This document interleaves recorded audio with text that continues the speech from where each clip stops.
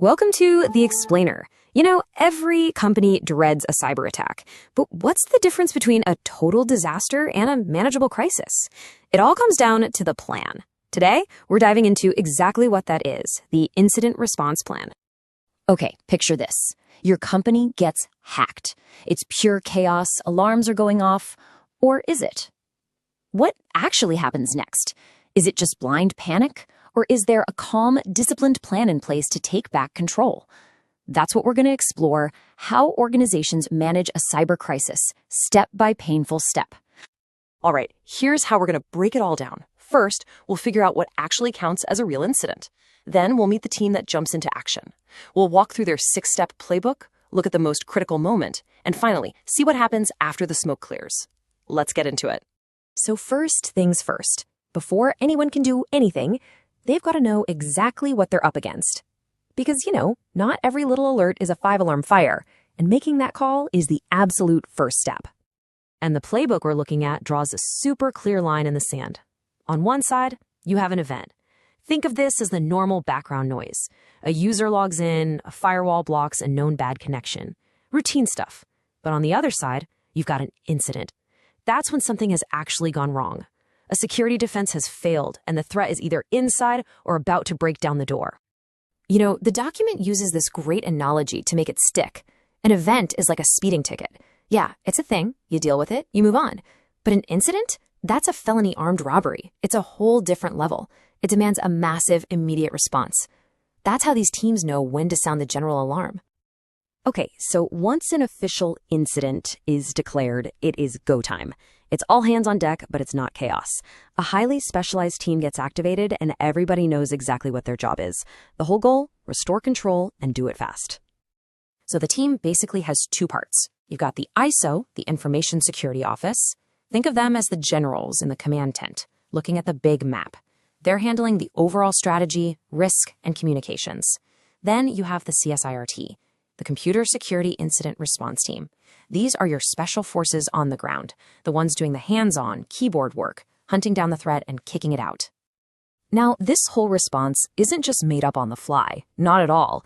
It follows a really specific 6-phase playbook that's used pretty much everywhere. It's known by the acronym PICERL. That stands for Preparation, Identification, Containment, Eradication, Recovery, and Lessons Learned.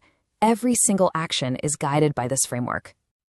So let's walk through these 6 phases, one by one. Phase 1, preparation.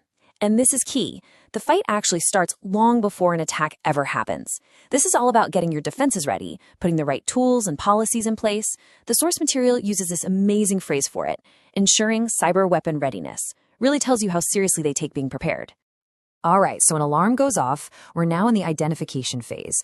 And the very first piece of advice they give the responders is honestly just gold. They're told, breathe. Think smooth is fast. In other words, don't panic. Rushing causes mistakes. Being calm, deliberate, and methodical is actually the fastest way to figure out what's going on. Okay, now we're getting to the heart of it. This next phase, containment, is what many experts will tell you is the single most critical moment in the entire response. And the source material could not be more clear about this. I mean, it's literally written in all caps. Containment is the most important thing to do.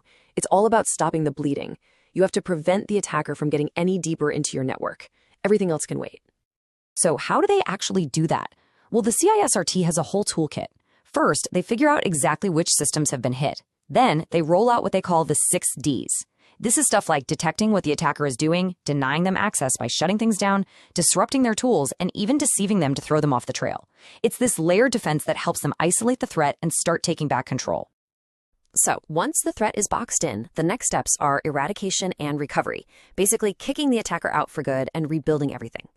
But the job is still far from over, because now comes the aftermath, a whole mess of reporting and communication, and it's almost always on a crazy tight deadline.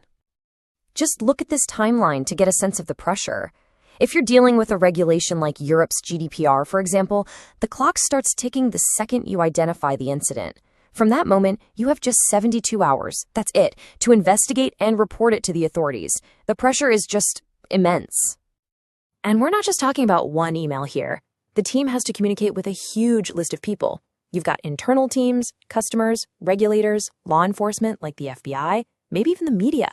And that's not even counting lawyers and insurance brokers. Juggling all of that is a massive job, and it's why that strategic ISO team is so critical. Okay, so we've seen all the different pieces of the puzzle. Let's just step back for a second and ask the big question. Why does having a formal written down plan like this matter so much? Well, for one thing, the fallout from an incident lasts a long, long time. The plan specifies that all evidence, every log, every report, has to be kept for at least a year. And that's not just for legal cover.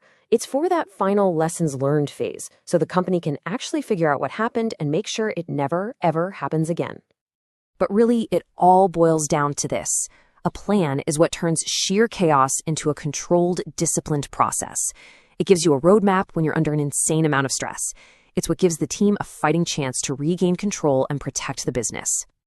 And that really leaves us with one final, crucial thought. In any crisis, a plan is what separates panic from performance. So the real question isn't if your organization will face an incident, it's when. And will you be ready? Thanks for joining us on The Explainer.